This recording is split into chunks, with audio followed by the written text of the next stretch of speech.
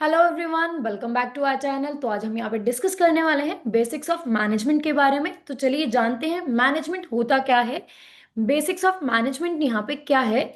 तो first of all हम यहाँ पे बात करने वाले हैं कि मैनेजमेंट होता है क्या। सिंपल लैंग्वेज अगर मैं बात करें तो management means work done through others. ठीक है, और जो हम दूसरों से काम करवा रहे हैं वो कैसे एफिशिएंटली और इफेक्टिवली यहाँ पे कर रहे हैं, और उस काम को ओवरसी करना, मैनेजर्स को, ऑर्गेनाइजेशन को, और जो एक्टिविटी यहाँ पे ऑर्गेनाइजेशन में करी जा रही है उनको ओवरसी करने को मैनेजमेंट यहाँ पे कहा जाता है। सिंपल लैंग्वेज पे अगर हम बात करें तो डेफिनेशन ऑफ मैनेजमेंट यहाँ पे क्या है, द एक्टिविटी और job of being in charge of a company, organisation, department और टीम ऑफ एम्प्लॉयज। ठीक है, अब हम जानते हैं यहाँ पे कि Henry Fayol, F W Taylor और पीटर ड्रकर ने यहाँ पे क्या कहा है मैनेजमेंट को लेके।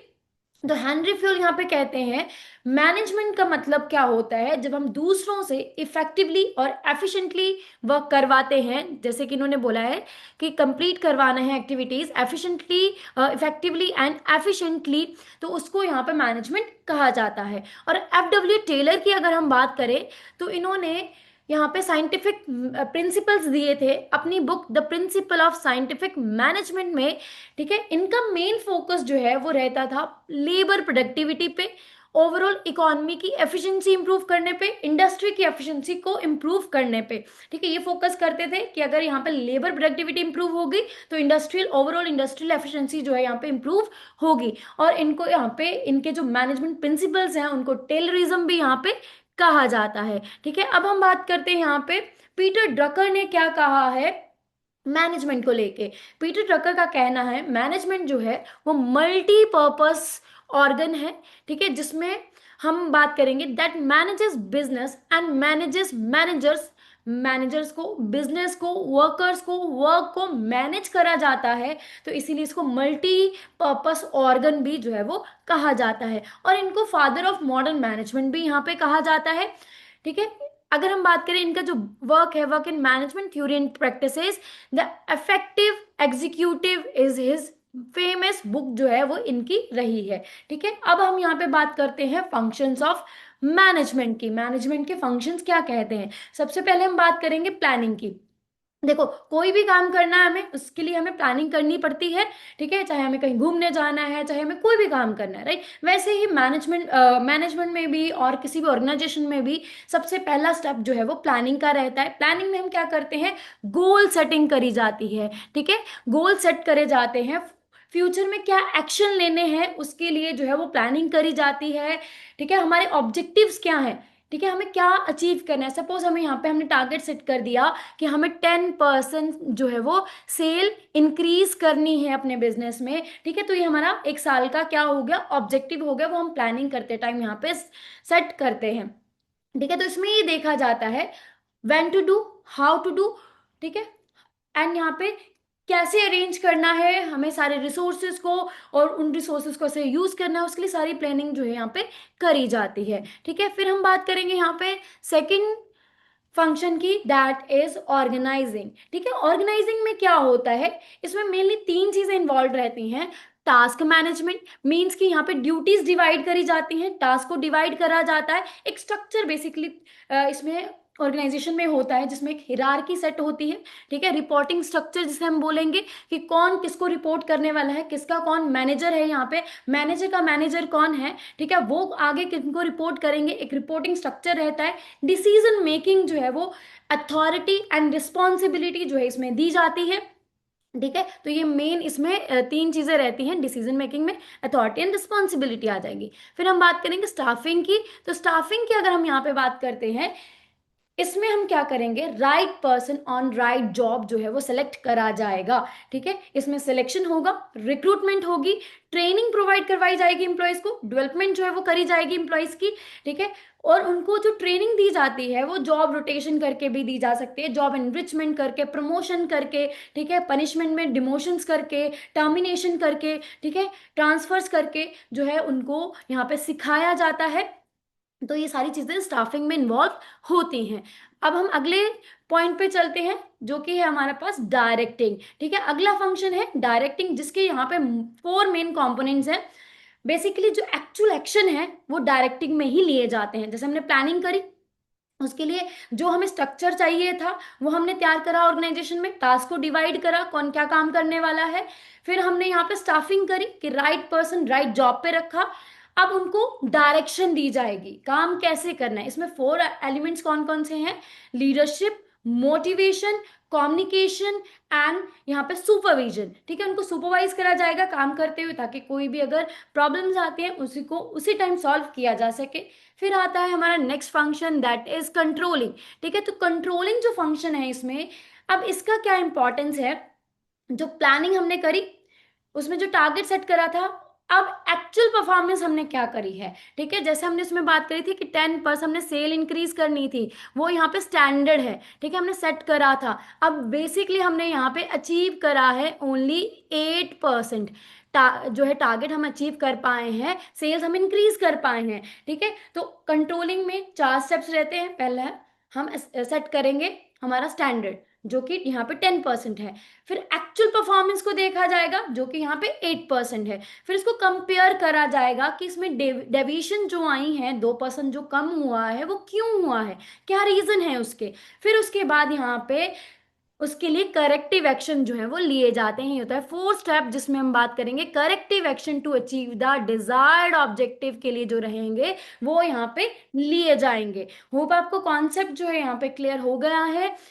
अब हम यहाँ पे क्वेश्चन डिस्कस करेंगे, उससे पहले मैं आपको ये बता दूं 30 ईयर से 10 लाख से भी ज्यादा जो कैंडिडेट्स हैं वो हमारे वीडियो लेसन से, पीडीएफ से, उनको बहुत ज्यादा बेनिफिट जो है यहाँ पे मिला है एग्जाम को क्रैक करने में। ठीक है, जेआईबी सीआईबी एग्जाम्स को क्रैक करने में, बैंक प्रमोशन एग्जाम्स को यहाँ पे क्रैक करने में उनको बहुत ज्यादा हेल्प मिली है। और अगर आप सच में एक ही अटेम्प्ट में अपने एग्जाम को यहाँ पे क्रैक करना चाहते हो तो आप हमारा जो अपडेटेड वर्जन है यहाँ पे उसको उस कोर्स को यहाँ पे इनरोल कर सकते हो। हमारी जो फ्री वीडियोस हैं, फ्री यूट्यूब वीडियोस हैं, वो आपको अवेलेबल हो जाएंगी हमारे चैनल पे। और अगर आप इस कोर्स को इनरोल करना चाहते हो तो आपको जो है यहाँ पे NSSchoolofbanking.com पे आना पड़ेगा। ठीक है, आप इस साइट पे आके आप इस कोर्स को जो है वो एनरोल कर सकते हैं। तो चलिए अब क्वेश्चंस की तरफ चलते हैं। पहला क्वेश्चन यहाँ पे क्या कहता है हमारे पास, which of the following statement correctly describe the planning function of management. ठीक है, प्लानिंग फंक्शन जो है मैनेजमेंट का, कौन सी स्टेटमेंट जो है उसको करेक्टली यहाँ पे डिफाइन कर पा रही है। तो हम यहाँ पे मोर देन वन ऑप्शन को भी चूज कर सकते हैं। तो हमारे पास ऑप्शन है, it focus only on short term decision making. दूसरा है, it involve deciding in advance what when where how and by whom work should be done. तीसरा है, it deal with allocation of authority and responsibility. चौथा है, it helps in selecting the future course of action for achieving organisational goals. तो क्या answer इसका यहाँ पे रहेगा? Yes, yes, option b and D is the correct option here. क्योंकि जो ए ऑप्शन है, it focus only on the short term decision making, तो ये ऐसा नहीं है। प्लानिंग में हम जो है वो लॉन्ग टर्म डिसीजन भी लेके चलते हैं, उसके लिए भी यहाँ पे जो है वो स्टेप्स लिए जाते हैं। जैसे कि एक साल में हमें क्या अचीव करना है, फ्यूचर कोर्स ऑफ एक्शन के लिए यहाँ पे डिसाइड करा जाता है। दूसरा यहाँ पे बोला जा रहा है, it involve deciding in advance what where when and how and by whom work should be done, तो ये करेक्ट है यहाँ पे। तीसरा यहाँ पे बोला जा रहा है, it deals with the allocation of authority and responsibility, जो कि यहाँ पे रॉन्ग है, क्योंकि ये तो ऑर्गेनाइजेशन से रिलेट करता है। ऑर्गेनाइजेशन में हमने बात करी थी कि देखा जाता है कि हमें अथॉरिटी और रिस्पॉन्सिबिलिटी जो है यहाँ पे दी जाती है, राइट। तो अगर हम यहाँ पे नेक्स्ट बात करें, it help in selecting the future course of action for achieving organisational goal, तो ये यहाँ पे करेक्ट है, क्योंकि इसमें फ्यूचर कोर्स ऑफ एक्शन ही तो यहाँ पे हम अचीव करने के लिए प्लानिंग करके चल रहे हैं। अगले क्वेश्चन की तरफ चलते हैं। अगला क्वेश्चन कहा कहता है, which management thinker is associated with the development of scientific management. तो इसके ऑप्शंस हैं यहाँ पे, Henry Fayol, Peter Drucker, F W Taylor, Max Weber. तो क्या रहेगा इसका आंसर? साइंटिफिक मैनेजमेंट से रिलेटेड, किससे रिलेट करता है, किस, यस, क्या रहेगा इसका answer? Yes, option C is the correct option here, that is F W Taylor जो है यहाँ पे करेक्ट आंसर है। अगले क्वेश्चन की तरफ चलते हैं। अगला क्वेश्चन यहाँ पे बोलता है, which of the following activities are included under staffing function. Staffing function में कौन सी एक्टिविटीज इंक्लूड करी जाती हैं?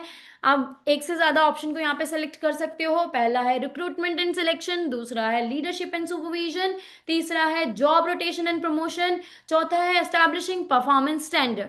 तो क्या इसका आंसर रहने वाला है यहाँ पे? Yes, yes, option a and c is the correct option here. Recruitment and selection जो है वो स्टाफिंग का पार्ट है। स्टाफिंग में रिक्रूटमेंट एंड सिलेक्शन करी जाती है। लीडरशिप एंड सुपरविजन जो है वो डायरेक्टिंग का पार्ट है, क्योंकि हमने बात करी थी डायरेक्टिंग में 4 कंपोनेंट्स होते हैं, लीडरशिप, सुपरविजन, कम्युनिकेशन, मोटिवेशन। ठीक है, फिर आता है जॉब रोटेशन एंड प्रमोशन। तो यस, ये भी स्टाफिंग का ही पार्ट है।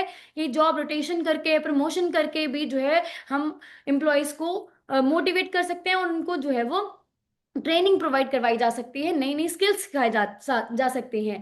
फिर आता है एस्टैब्लिशिंग परफॉर्मेंस स्टैंडर्ड। तो ये जो है वो कंट्रोलिंग का पार्ट है, ना कि स्टाफिंग का। तो अगले क्वेश्चन की तरफ चलते हैं। अगला क्वेश्चन यहाँ पे कहता है the activity or job oversees a company, organization, department or team of employees best define which concept। तो ये किस कॉन्सेप्ट को यहाँ पे डिफाइन करा जा रहा है? लीडरशिप को, मैनेजमेंट को, एडमिनिस्ट्रेशन को, या फिर कंट्रोलिंग को? तो क्या रहेगा इसका आंसर यहाँ पे? Yes, option B is the correct option here. That is management, right? तो मैनेजमेंट ही कहता है कि हमें ऑर्गेनाइजेशन को, डिपार्टमेंट को, टीम ऑफ एम्प्लॉय को जब हम ओवरसी करते हैं तो उसे मैनेजमेंट कहते हैं। अगले क्वेश्चन की तरफ चलते हैं। इसमें असर्शन एंड रीजन है। असर्शन में बोला जा रहा है controlling ensure that actual performance is compared with the predetermined standards. And reason यहाँ पे क्या दिया जा रहा है? Controlling is concern with the establishing goal and deciding future course of action. तो यस, क्या आंसर यहाँ पे करेक्ट रहेगा? ऑप्शंस हैं A and R are correct है, and R is a correct explanation of A है। A and R are true है, but R is not a correct not the correct explanation of A. A is true, R is false. A is false, R is true. Yes, क्या रहेगा इसका answer यहाँ पे? Yes, option C correct है। ए true है, are false है। क्यों false है? रीजन यहाँ पे, ये controlling is concern with the establishing goal and deciding future course of action. तो ये रॉन्ग क्यों है? ये प्लानिंग का काम है, ना कि कंट्रोलिंग का। कंट्रोलिंग का काम क्या है? स्टैंडर्ड जो है हमारा, उसको कंपेयर करना एक्चुअल परफॉर्मेंस से, उसमें जो डेविएशंस आ रही हैं उनको देखना और उसके लिए करेक्टिव एक्शंस लेना, ताकि फ्यूचर में वो चीजें ना रिपीट हो, वो गलतियां ना रिपीट हो, और हम अपने जो गोल है उसको अचीव यहाँ पे कर सके। राइट, होप आपको कॉन्सेप्ट यहाँ पे क्लियर हो गया है। So that's all. Thank you very much.